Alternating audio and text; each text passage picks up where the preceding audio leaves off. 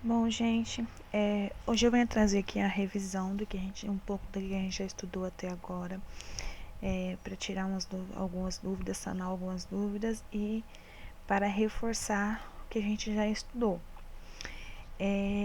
A gente tem falado desde o início do semestre sobre as enzimas, né, suas reações e os processos nos quais elas participam. Então, vamos começar. O que são enzimas, né? As enzimas, elas são as proteínas que têm a função específica de acelerar as reações químicas, né, que ocorrem quando se tem condições termodinâmicas que não são favoráveis para essas reações, né? Então, elas vão acelerar a velocidade das reações químicas em sistemas biológicos quando são comparadas com as reações correspondentes não catalisadas, né? Então, para a gente classificar uma proteína como enzima, a gente precisa verificar algumas condições que essa proteína tem que ter. Então, essa proteína ela deve apresentar uma eficiência catalítica altíssima, ela deve demonstrar alto grau de especificidade em relação, né, aos seus substratos, em relação aos seus reagentes e aos produtos. Ela deve acelerar a velocidade das reações em 10 elevado a 6 até 10 elevado a 12 vezes, mais do que as reações correspondentes não catalisadas, né? Elas não podem ser consumidas ou alterada sua fórmula ao participar dessas catálises. Elas não podem alterar o equilíbrio químico das reações nas quais elas participam e elas devem ter atividade regulada geneticamente ou pelas condições metabólicas, né? Então, a gente sabe que as proteínas, elas não são únicas, né, de propriedades catalíticas, né, no sistema biológico. Existe também os RNAs, que são os denominados as riboenzimas, que também fazem essas funções de catalisação. Quando a gente fala de reação química, de reação de catálise, né, a gente tem um esquemazinho para ser utilizado logo de início, né, que no caso é o substrato que está lá presente no organismo, a enzima que é ligada a esse substrato, no final vai se formar o produto. Então, a molécula, né, sobre a qual a enzima que vai transformar em um novo produto, né, através dessa reação. Na ausência dessa enzima, o que acontece? Acontece a produção de pouco produto ou nenhum produto, né? Dependendo a situação. Então, a enzima ela entra para acelerar esse processo, né? E fazer com que aconteça produção desses produtos em uma velocidade alterada, muito mais rápido, né? Como a maioria das reações é reversível, os produtos de uma reação, numa direção, ela torna-se os substratos, né, na reação inversa.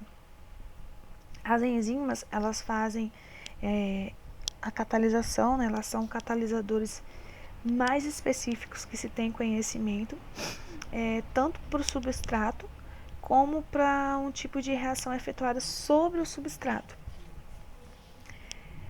A especificidade das enzimas reside de uma cavidade ou de uma fenda que se liga na região do substrato, né, aqui, e essa fenda ou essa marcadora, né, essa região que se faz a ligação, é o que a gente fala, né, de sítio ativo. Esse sítio ativo ele é um arranjo, né, de grupos presentes nas cadeias laterais de alguns aminoácidos que fazem a ligação do substrato por ligações não covalentes. Aí o que acontece? Muitas vezes os resíduos dos aminoácidos que formam o sítio ativo, eles ficam em regiões distantes, lá na sequência primária do substrato, e mais próximas do sítio ativo. Aí isso acontece pelo envelopamento, né, da cadeia polipeptídica, no caso já na estrutura terciária. Algumas enzimas, elas têm outra região, né, na molécula, que no caso é o sítio alostérico. Que esse sítio alostérico ele fica afastado do sítio ativo, e no sítio alostérico as moléculas pequenas, elas específicas, elas se ligam no sítio ativo, né, e aumenta ou reduz a atividade enzimática.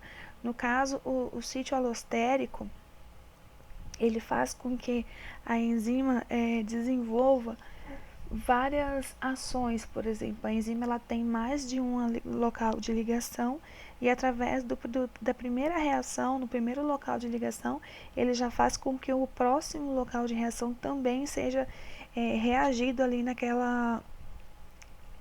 produto, né? Mas a gente sabe também que a maioria das enzimas, elas não trabalham sozinhas. Para acontecer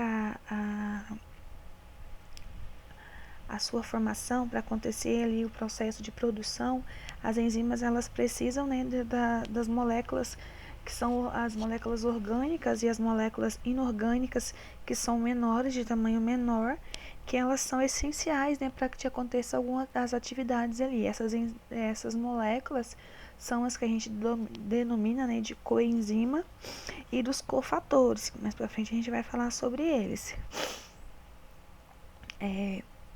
As enzimas, elas são classificadas, né? Apesar de existir um grande número de enzimas, então houve ali uma necessidade de fazer a sistematização, né, e a classificação dessas enzimas. A classificação dessas enzimas foi feita através da União Internacional dos Bioquímicos e da Biologia Molecular, né, que para se fazer essa classificação foi adotado um sistema racional, que também é prático, né, de nomenclatura, que no caso faz a identificação das enzimas em 6 classes. Essa identificação ela é feita de acordo com a natureza das reações químicas que elas fazem a catalisação, né, que elas catalisam. Para cada enzima são atribuídos 2 nomes e um número de classificação de 4 dígitos, que identifica, no caso, as classes, né, e as subclasses dessas enzimas. Então, a classificação nacional das enzimas, elas são divididas em 6 grupos, que é de acordo com as suas reações de catalisação, né? Então, aqui a gente tem o exemplo, né, da classificação das enzimas. No caso, a gente tem as oxidorreduterases, que fazem a reação da oxidação e redução, as transferases, que fazem as transferências dos grupos funcionais, as hidrolases, que fazem a reação das hidrólises, as liases, que fazem a remoção de grupos para formação duplas, as isonerases, que fazem a isoneração, e as ligases, que fazem a ligação entre as moléculas.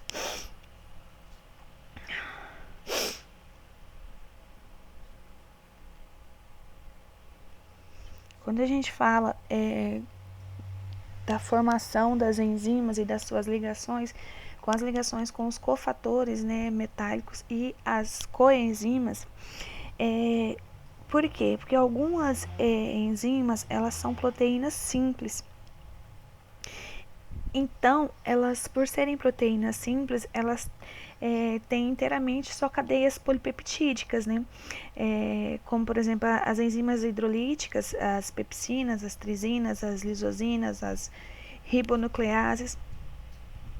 Então, o que acontece? Por elas serem apenas cadeias polipeptídicas, a maioria das enzimas, elas somente exercem a atividade catalítica, né, quando elas são associadas com algumas coenzimas ou com cofatores metálicos, né?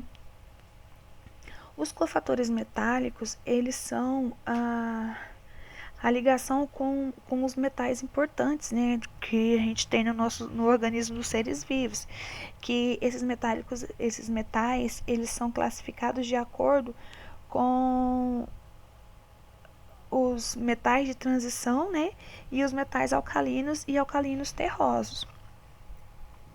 E essa classificação é devido à estrutura eletrônica, né, dos metais, que é utilizado no meio das transições, né, que eles estão envolvidos ali nas catálises, né.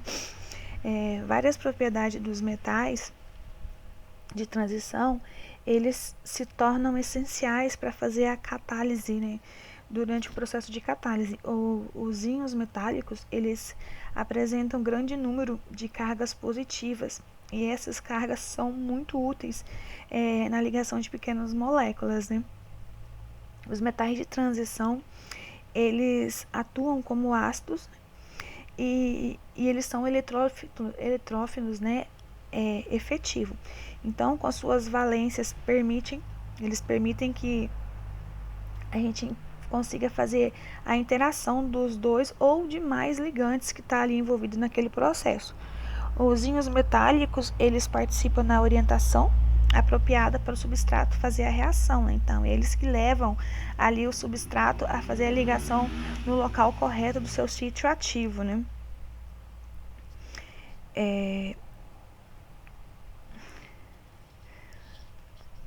Os metais de transição, eles também a gente pode colocar que eles têm 2 ou mais estados de oxidação. Então, eles podem mediar reações que são oxidação e redução, fazendo com que consiga, né, o processamento de enzimas, fazendo com que as enzimas consigam fazer o processo de substâncias quando são consideradas tóxicas, né, através desse processo aí. Aqui, ó, tem alguns exemplos de algumas coenzimas e cofatores, né, que são ligados às enzimas. Aqui a gente tem um exemplo, por exemplo, da pirofosfatase e da tinamina, que é uma coenzima, que ela ligada à enzima, ela faz o piruvato de desidrogenase. Como exemplo de cofator, a gente tem, por exemplo, o zinco, que faz a amidrase carbônica, e tem vários outros exemplos de coenzima e cofatores que estão ligados diretamente nos processos de formação de um produto final, né, através da ligação com a enzima.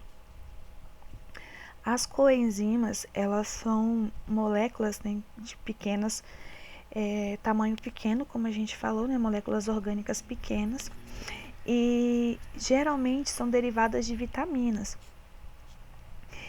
Mas também pode existir alguns certos nutrientes análogos, né, que são ligados a essa vitamina, por exemplo, o ácido lipódico. Então, elas são sintetizadas, né, em pequenas quantidades, e isso faz com que facilite o processo de catálise das enzimas, né, os processos de catalisação nas enzimas. Então, as reações, né, que elas participam, e as fontes vitamínicas que dão origem às coenzimas, né? A enzima, ela é catalisada ativamente quando forma um complexo denominado holoenzima, e o componente proteico do complexo é designado apoenzima. Então, aqui a gente tem alguns exemplos de ligação de algumas coenzimas, né? Por exemplo, a coenzima da biocitina, que ela vai causar a reação de carboxilação e vai criar a biotina, né, que é a fonte vitamínica dela. Ou a coenzima A, que ela faz o processo de reação de transferência dos grupos de acila, e a fonte de vitamina que ela é extraída é do ácido pantanoico, né? E tem vários outros exemplos aqui.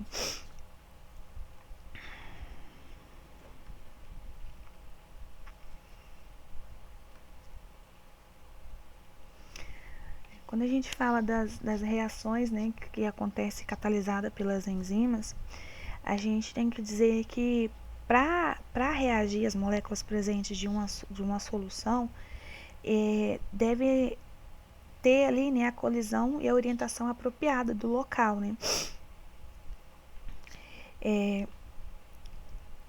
E com a quantidade de energia, né, que seja necessária. Então, no caso, que com a quantidade de energia que lhe permita fazer, né, a formação de um complexo ativado. No caso denominado, né, do estado de transição. Que no caso esse estado de transição ele é representado, né, ele representa, né, os reagentes que tem ali no estado ativo.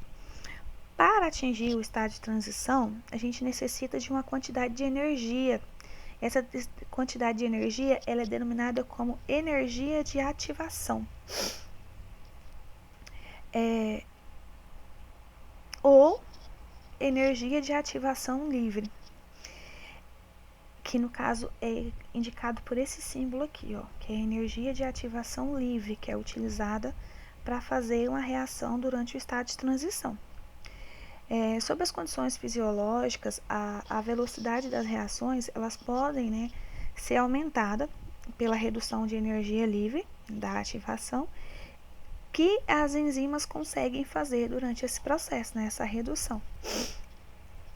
Então, aqui no gráfico a gente tem o estado de transição, que é correspondente ao ponto mais alto da energia de ativação, né, ou da reação não catalisada, que no caso é o pico mais alto aqui em cima, e é medida da energia livre, né, da ativação. Então, no caso, é correspondente, colocado o estado de transição com a energia livre gasta nessa reação.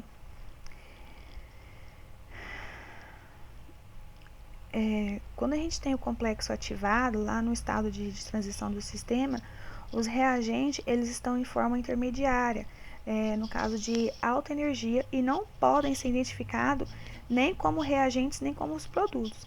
Aí o complexo do estado de transição pode ser decomposto em produtos e voltar né, aos reagentes. A velocidade de uma reação ela é inversamente proporcional ao valor da energia livre da ativação. Então, quanto maior o valor da energia livre de ativação, menor será a velocidade da reação. Os catalisadores eles aumentam a velocidade da reação, reduzindo a energia livre da ativação. A velocidade de uma reação pode aumentar da ordem de 10 elevado a 6 a 10 elevado a 12 vezes, né? E fazendo 10 elevado a 12 vezes mais do que uma reação quando correspondente à não catalisada, né? Nas enzimas existem 3 propriedades distintas que fazem com que elas exerçam um papel central na promoção e na regulação dos processos celulares, né? E isso caracterizando-as como componentes vitais aos sistemas vivos, né? Dessas propriedades, a gente tem a elevada especificidade da reação. Então, como regra geral, cada reação, sob condições apropriadas, é catalisada por uma enzima específica diante, né, das várias rotas potencialmente possíveis. A enzima escolhe a com menor energia livre de ativação. Outra propriedade são as condições reais mais brandas, e no caso, a atividade de cada enzima é dependente do pH, da temperatura e da presença de vários outros cofatores, né, e das concentrações do substrato e dos produtos. E a terceira propriedade das enzimas é a capacidade da regulação e da concentração da atividade. No caso, permite, né, a enzima ela faz a permissão de ajustar no metabolismo, de se ajustar, né, no metabolismo diante das condições fisiológicas que ela for ali exposta, né.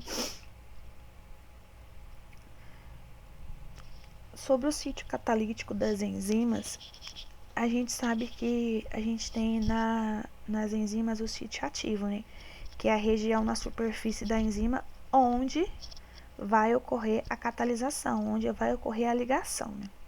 Então, o substrato ele vai se ligar no produto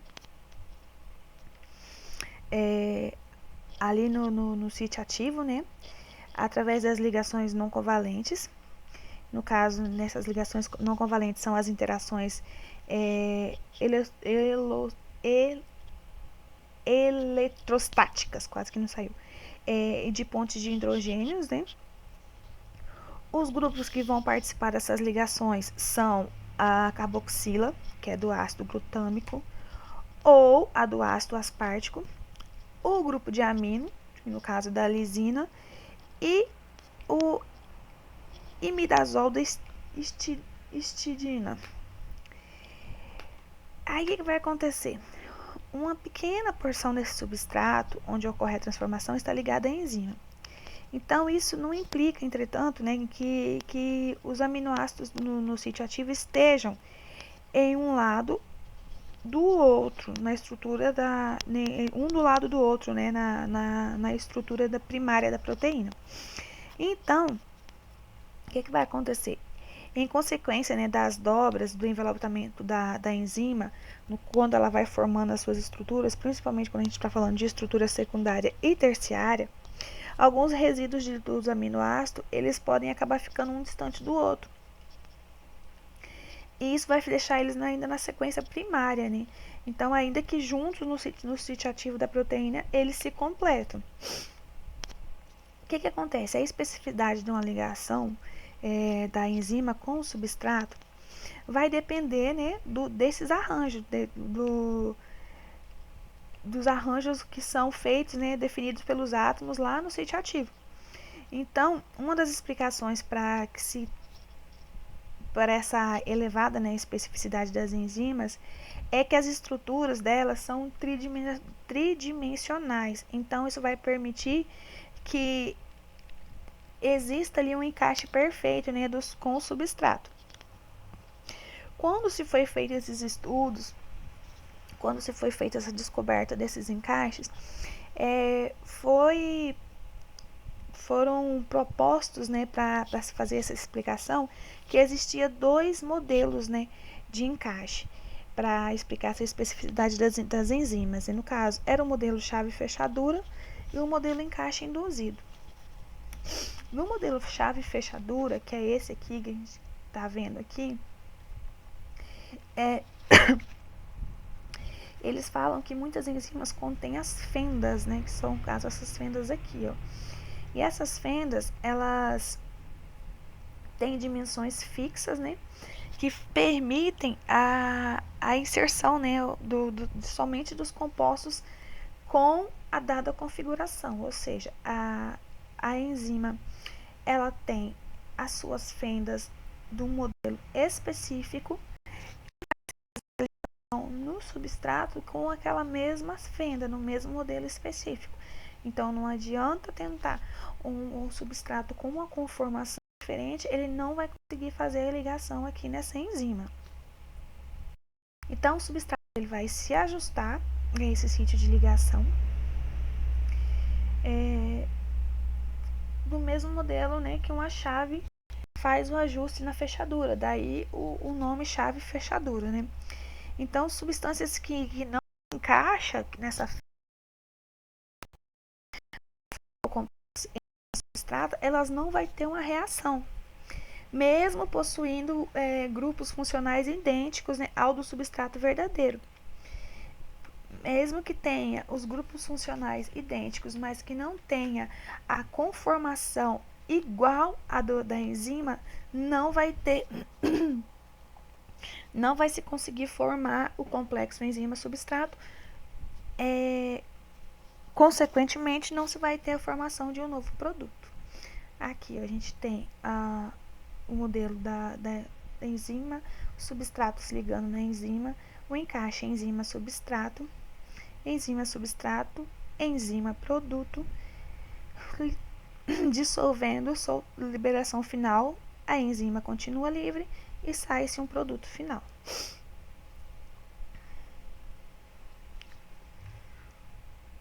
Outro exemplo de ligação do sítio ativo catalítico a gente tem é o modelo encaixe induzido. O modelo encaixe induzido, ele visa ser um modelo mais flexível dessa interação aí, né, da enzima e substrato. Ele foi proposto em 1958 por um cientista denominado nome de Corlands. E, segundo ele, os sítios ativos dessas enzimas, eles não estão completamente pré-formados e a interação inicial do substrato com a enzima induz uma alteração, né, na conformação dessa enzima. Então, isso faz com que promova o reposicionamento, né, dos aminoácidos catalíticos, né, para se formar um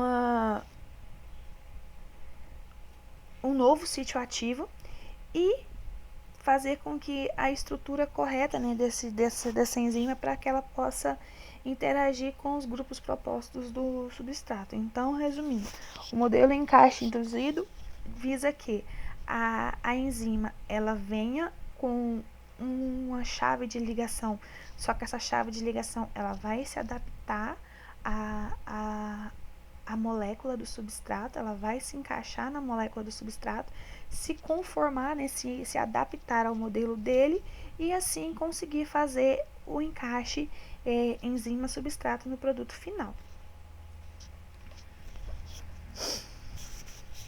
Ainda falando dos mecanismos catalíticos, a gente tem que falar das reações químicas que são envolvidas no processo de transformação do substrato, né? Que fazem com que essas reações elas variam, né, os mecanismos de ação das enzimas. Então, no caso, a gente tem quatro tipos de mecanismos catalíticos que as enzimas, né, utilizam para fazer esse processo.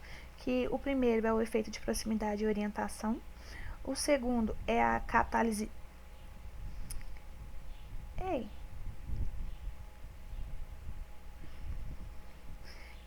por íons metálicos, o terceiro é a catálise por ácido básico geral e a quarta é a catálise covalente.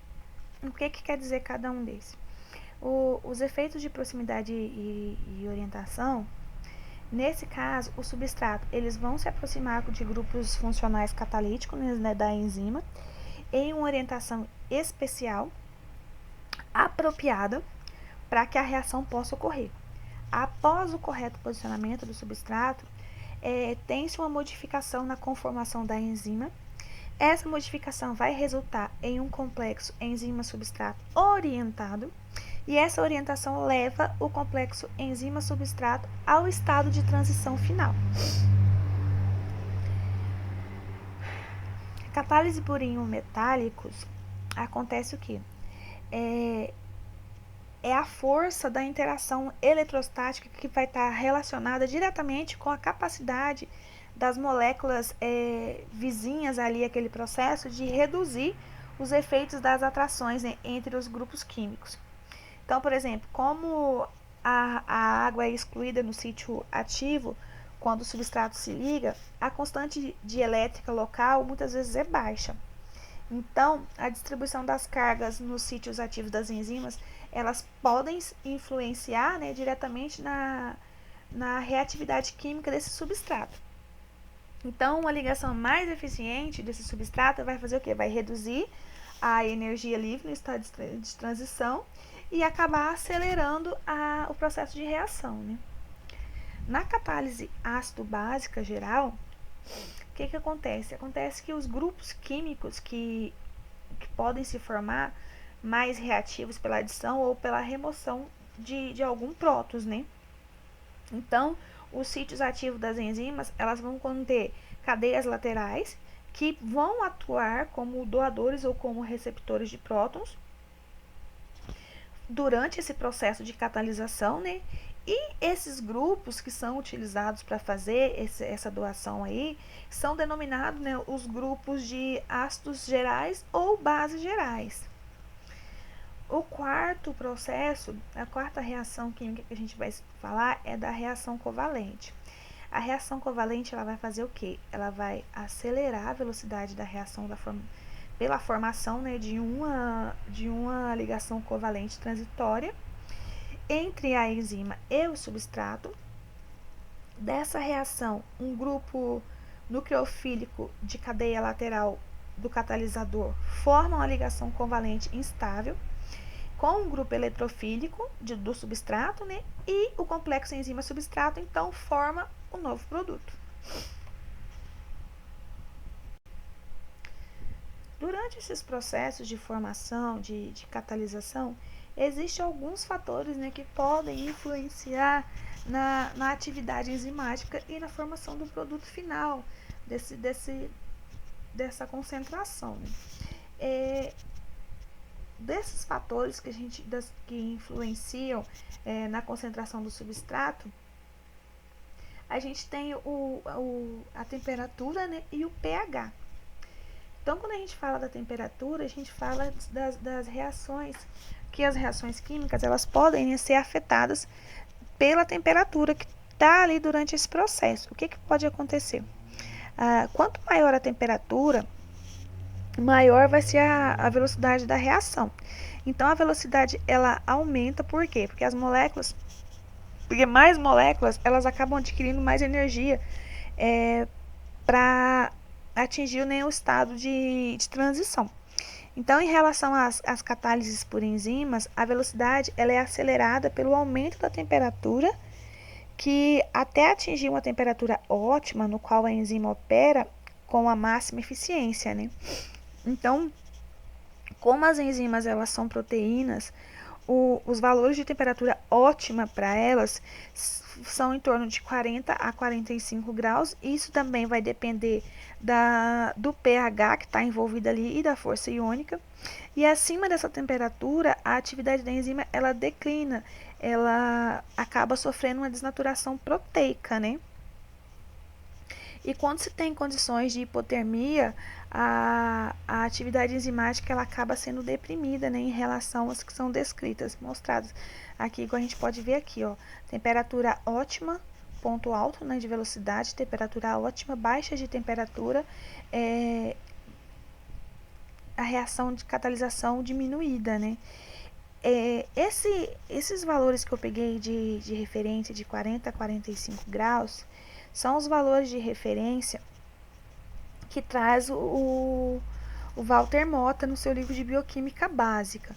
Só que, estudando alguns outros livros, eu já vi também eles falarem que a temperatura ideal para a produção de enzima é a temperatura corporal, em média de 35 a 38 graus. Então, assim, eu não sei se foi algum tipo de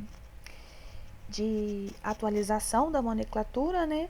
Ou se simplesmente são processos estudados diferentes. Então, a gente vai colocar aí que é uma temperatura ideal para a produção de enzima, ainda se fica dentro da temperatura corporal, tá, gente?